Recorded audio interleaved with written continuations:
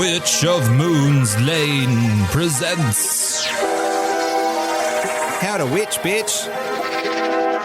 Hello, how are you? Welcome to How to Witch Bitch. Michelle, the Witch of Moon's Lane. Happy 13th episode. I know, isn't this exciting? So 13 I would associate with you in a big way.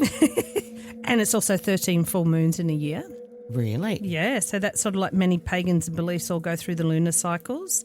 13 in goddess associations is to the feminine energy. So it's also associated with the moon and fertility and regeneration. In numerology, it symbolises transformation and change. The Wicca tradition, 13 is usually how many you have in a coven. But I mean, you know, covens usually either a little bit more or a little bit less now, but that's like going back into historical. 13 is also related to lots of cycles of nature as well. But, I mean, for me, 13, I go through 3 plus 1 is 4, and I always go for a happy home. Oh, wow. Yeah, so it's funny how people won't do the 13th floor. No. Well, that's one thing. A lot of people in Japan, skip it completely. Yeah. And a lot of places will do that. Yeah. And there's a really negative thing about 13. But what you've just said, they all seem to be quite positive. They're quite positive. Yeah. Yeah. Well, I did actually want to bring up, because I found a really interesting article this week. Oh. Yes. How do you know if you're in front of a witch? This is from old school times. Oh. Okay. I turn into a cat. Well, maybe. Several ways to spot a witch. A witch most commonly is an old woman. No offense. I am holding back time with my glamour spells. I thought I was doing okay. No, but this is what people thought. Okay. So a witch most commonly would be an old woman. Now, when you think about Crone. movies and crones and all that kind of stuff, yes. A witch didn't leave a shadow. Why would that have been a thought, that a witch didn't leave a shadow? I'm leaving a shadow. I know. A witch would talk to herself. I do that. Yeah, so do I actually, do. to be Yeah, honest. yeah. I think I'm just a normal person, though. Yeah. A witch would have pets that followed them around. Well, everyone They were does called that. familiars. Familiars, yeah. And were believed to be sent by the devil. A black cat was a common familiar for a witch to have. What's familiar? Because they it's basically a magical animal that you work with, and it doesn't have to necessarily be a cat. Oh, like Sabrina with the cat. Right. Okay, sorry, yeah, got but they excited. used to turn into, so in Sabrina, she doesn't turn into her cat. The cat is a separate identity, but they also used to think that at night, if you saw a black cat cross your path, it was actually a witch. So Right. that was like that was what they changed into after dark. Yep. So if you're in Halloween, a lot of people that are afraid still of paganism will actually steal the black cats.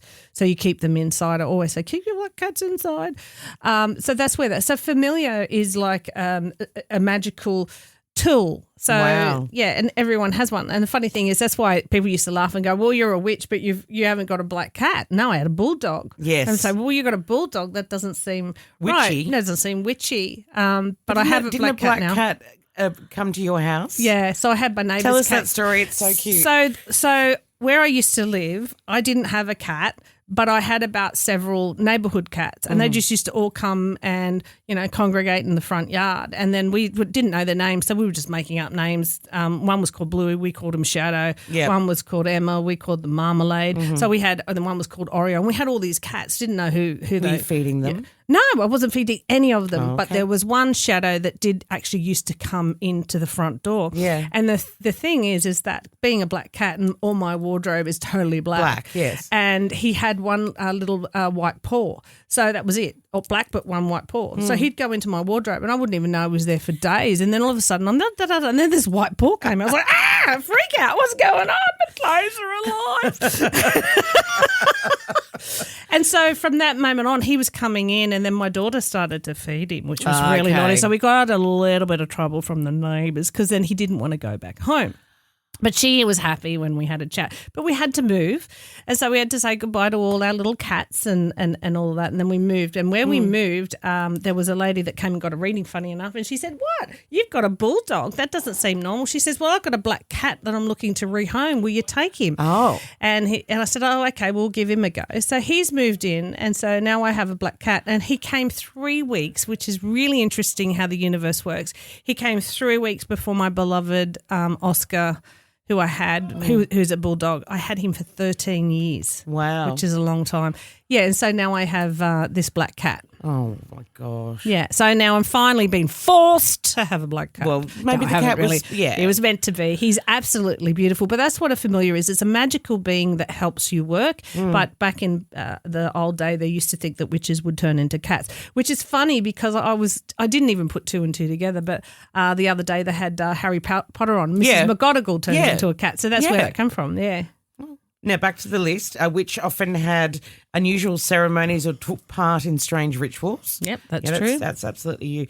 A witch would be deformed or disfigured in some way. The wart on the nose. Is that to scare people away? Okay, it got me here. I kind of like, when it was coming, I turned and it got me there. That's very difficult for you on the podcast side to actually see what she's doing. Okay. It's just interesting that that's what they used to think about witches. Yeah. They'd have a witch spot on their body. But the thing is that this is something you've mentioned to me before. Yeah, so they would have a third nipple. Oh my Lord. Okay, so there would always be like a third nipple, and it's usually like a not necessarily a wart, but sort of like something like a spot to make spot, because when I'm thinking about Hans Christian Andersen, all of the fairy tales, all that kind of stuff, there would be certain fairy tales that said you've got a spot, therefore you are this supposed to be this part of the family or a witch or something like that. Yeah. So that is actually a thing. Yeah. Okay. Yeah. I have one of those. Mine's there. My daughter has one too. She has hers there too. You are pointing underneath your armpit. But I would, but that's because it's a third nipple. Do you actually have a third nipple? Yes. But it's a wart, love. It's not really a nipple. But it classes. But you know where all this stuff comes from? And I bet you have one too. I bet you have a little wart, skin tag or something like that. I have something that looks like a nipple on my hand. No, it'll be around about that area. What, my boobies? Yeah, it'll be here, or just under here, and it'll be along the lines here, and it'll be like a wart or a mole or something like that. I bet you do. Well, you're not looking. Oh, wow. Yeah, I can see you this afternoon. Where is it? Where is it? Standing in the mirror going, I'm not a witch. Oh, you'll be... I'm going to lift this up. Hang on. Hey, Paul, look under here. Paul's my husband, just in case you're wondering. Not just any random guy. Not a random. Okay, so witch's spot is actually a thing then. But in saying that, we want to go back to the witches' trials where you know, a lot of these witches were just their relatives were peeved off that women had rights back then, and that day they might have had land that they wanted, and so therefore they would actually start a vigilante of gossip and actually get this person to say they were a witch. So they were looking for things that were just ridiculous, like, you know, like if she drowns, she wasn't a witch, but if she comes up, she was. But these people have been drowned. You know, like they would go on these trials that they could just never. You know, they had really ridiculous things. If it had a birthmark here, or it just it changed. A lot of that always changed just to sort of suit the agenda. And there was such fear as well. And I think that was, like you said, back to the fact that women were supposed to, you know, be providers for their families, have children. That's pretty much all they were supposed to do. Whereas there were these strong women who were living either in the coven, so groups of women together, or the other idea is that a witch always lived alone out in the woods somewhere. God, if that was my life, I'd be living as far away as possible from all those numpties, like all those annoying men, and that's what a woman's supposed to do. But I guess that's the whole crone thing, and also the fact that it's a wise woman, is that they understood that there was more going on than just being an incubator for you know the men of the time. But that's like all the Amazon women that decided that's it, they had enough, and they sort of took themselves to the jungle as well. But but if you go back and look at the oracle, you know, where does the oracle come from? Well, the oracle was back in the day before they started wars. They would then go and get the oracle, and there was always an oracle that was usually a virgin, that usually was in a temple that was being worshipped, that they would get out and give her some sort of drug to make her see visions, and whatever vision she saw, and whatever, you know, at that time that could be an animal that they sacrificed, and they looked at the innards, and if the innards had gone a certain way, then they were going to win the war, or it wasn't a good time. So I mean, this sort of stuff's been going back for a long time, and there was a lot of men that got scared of a lot of that as well, which is of what I was saying before. How do women know their periods? Which was every month every month they knew they'll get it. So the 28 days they could tell that was exactly 28 days. Yeah, exactly. And that's witchcraft. Yeah. No, it just sucks. No. As we said, friends, and you said they are not my friend. witching hour as well. Let's talk the witching hour. That's like 3 a.m., isn't it? Which is basically witching where hour, though, isn't it, with kids like 5 o'clock in the afternoon or pretty much from the moment they wake up? Yeah. Okay, no worries. It's just where the veil is the thinnest between this world and the next, and that's the time. And it's always interesting that when you wake up that time, some people say that's because you've been touched or you've felt something in the room or whatever that is. But I always wake up at 3 or 4, around about that time, always awake. 3:30, from 3 Is to your 4. husband touching you? Or, no. Sorry. No, he's usually snoring. Yeah. No, why would He's they? like, stay away from me. Because I'm always like, he's freezing, and I've always got the thermos, I've got the aircon on, because I'm on the middle of menopause or whatever, and so I need it as cold as death, and so I'm like this. You can see you can breathe, and he's all wrapped up like this, and I've got the fan going as well just to really pop it up. But have you always woken up at 3 o'clock and 4? Because 3 o'clock is the hour, and that's one of those big things in all the movies and everything else. But I guess what does, because when you're saying it's the thinnest veil, what does that mean? Well, it just means it's the time where it's the thinnest between this world and the next. Or, as I was saying before, we have layers of different worlds, but the world of where you've passed. And so they would be more of the people that are sort of attached to lost souls, and which is interesting. Lost souls, ghosts that haven't moved on to the next, so they've decided to stay for whatever reason. When you've done cleansings, when you've gone and done a house clean, have you had to stay overnight? Because I know that there's a lot of those TV shows where they stay in the houses overnight. Around 3 o'clock in the morning, weird stuff starts happening. Yeah. Have you witnessed that yourself? Well, that's a bit different. That's kind of like if we're going ghost hunting. Yes. So if we're going to go ghost hunting and we just want to go there and see what's there, of course 3 o'clock is the best time for them to come out. But it's also because it's dark, so you can. And most people are asleep. Yeah, so you can see things. And interesting enough is when you see spirit, people think that spirit is like a white glowing or it's a light. But most spirits or watchers are actually dark, and that's why they come out in the night. So you remember, the tormentors in Harry Potter, how they're like that. Yeah. That's kind of like what a spirit looks like at night.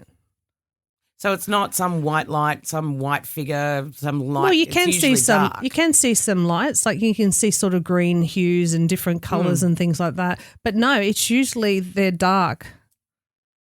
But you can tell that they're spirits because they're off the ground. Yes. Yes, so you like can in tell. Beetlejuice. Yeah. Yeah. Yeah. I love that movie. Yeah. Such a good movie. All right, so witching hour, so that's the 3 o'clock. Which is not. And also that's the time that you probably astral travel as well. Oh, sweet Mary, we're going there. Okay. Let's touch on astro travelling then.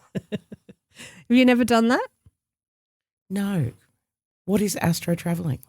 So it's where you actually leave your body and can actually go up into the corner of a room or go above and see what's happening. So my mother used to do it regularly. Can someone do this on a regular basis, or are they born with it? No, you can actually learn to do it. Yeah, you can learn to do it. Okay. And so it's about taking the fear out in order to do it. But my mother used to do it all the time. So she would astro travel and then come over and see. If I was next door with my Leanne next door and we were carrying on, she would go to bed around about 9 and we'd be mucking up next door, and she'd astro travel and then come and tell us exactly what we were doing. And actually, funny enough, it's very similar that when people pass, they'll often go and watch nurses and doctors working on them. There's been quite a lot of documents about that, and then they decide to come back and they can say, oh, this happened, this happened, this happened. So when you just sort of come out of your body, there's a cord that keeps you. Once that cord's severed, then you go to the next level. It is something that I've heard a lot of people say that they watched from above. Yeah. So when I was in my early 20s, I used to astro travel a lot, but it always used to scare me. Yeah. And so I kind of stopped doing it. Is it something that is it difficult to learn how to do? No, sometimes to me it just happened naturally, and so that's kind of I didn't know what was going on. It kind of scared the living bejesus out of me. Yeah. So, but it was always when I was laying on my back and just sort of like in between, when it's in between that sleep and awake, that's when it would happen. What did you say most of the time? Oh, I just go up towards the ceiling, and I think, what am I doing at the ceiling? And I turn around and look at myself there and freak out, and as soon as I freak out, I come back into the body and wake up. It's really weird. It is really weird. But you guess what I'm saying. You can't have the fear attached No. to it to do it. But, to do it now, I was doing it sort of spontaneously and naturally. But now for me to do it, because I really closed it off, I would have to meditate a lot to do it. Yeah. But I still do it. I do it in my dreams. In my dreams, I'll sort of go and I'll go astro traveling in my dreams and see things, and then that will later be true. But then again, I don't know if that's a very different feeling when it's in a dream to actually astro traveling when I actually came out of my body. Yeah. Is that more of a clairvoyant sort of thing that I'm seeing, that I'm seeing the future? Yeah. How many times have you had a dream and it's come true? Because this doesn't just happen to me. This happens to most of us. Most of us do it. There's been some stuff, yes, definitely. But see, I have very weird dreams. Like I have dreams that when I wake up in the morning and I tell my husband Paul what my dream was, he goes, "You just have to stop. Like, this is just ridiculous." This is absolutely – how were you living next door to Prince Harry and Meghan Markle, and why was there someone who was dressed as a ninja? Like, that's my kind of stuff. It's probably got to do with wine. It's probably got to do with the food I eat. But one regular thing, and we might touch on this in the next episode as well with dreams, I always dream that my teeth are falling out. Always. Like a constant thing. And they're in my hand. And I can actually feel them coming out of my mouth and into my hand. That's interesting, because usually anything to do with teeth can be like pulling teeth. This means you're going through a time in your life where it's like pulling teeth, where you have to do it, you don't want to do it. It could be you're very tired. It I could be really wanted also you to say that was money, and that's. So, yeah. And it can also mean about the way you look or how you feel as well. Or I need to go to the dentist. I mean, let's be 100% honest.